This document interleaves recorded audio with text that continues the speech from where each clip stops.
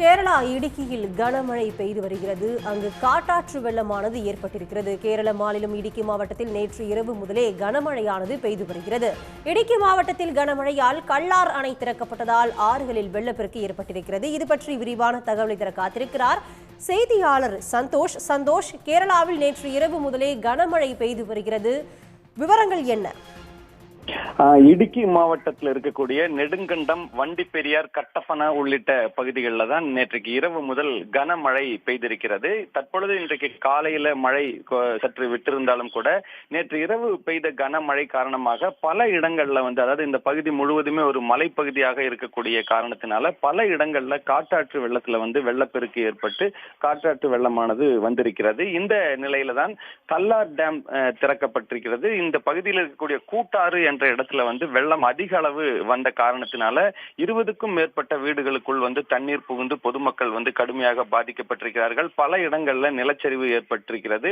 அதே போல பாத்தீங்கன்னா பல இடங்கள்ல தண்ணீர் புகுந்து வணிக நிறுவனங்கள், கடைகள், வியாபார கடைகள் எல்லாவற்றுக்கும் தண்ணி புகுந்த காரணத்தினால பொருட்கள் மிகப்பெரிய அளவுல சேதம் ஏற்பட்டிருக்கிறது. மொத்தத்துல அந்த பகுதி முழுவதுமாக இந்த மழை காரணமாக பல பாதிப்புகளை சந்தித்திருக்கிறது.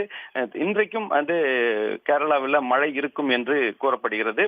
அதாவது வானிலை ஆய்வு மையம் அறிவித்திருக்கக்கூடிய நிலவரம் என்னன்னு பார்த்தோம்னா, கோட்டயம், இடுக்கி, எர்ணாகுளம், திரிசூர், பத்தனந்திட்டா உள்ளிட்ட 9 மாவட்டங்களுக்கு மஞ்சள் நிற எச்சரிக்கையானது விடுக்கப்பட்டிருக்கிறது. அடுத்த 3 மணி நேரத்துல கேரளாவின் அனைத்து பகுதிகளிலும் லேசான மழை பெய்யக்கூடிய ஒரு நிலை இருக்கும் என்ற ஒரு வானிலை ஆய்வு மையத்தினுடைய எச்சரிக்கையும் இருக்கிறது.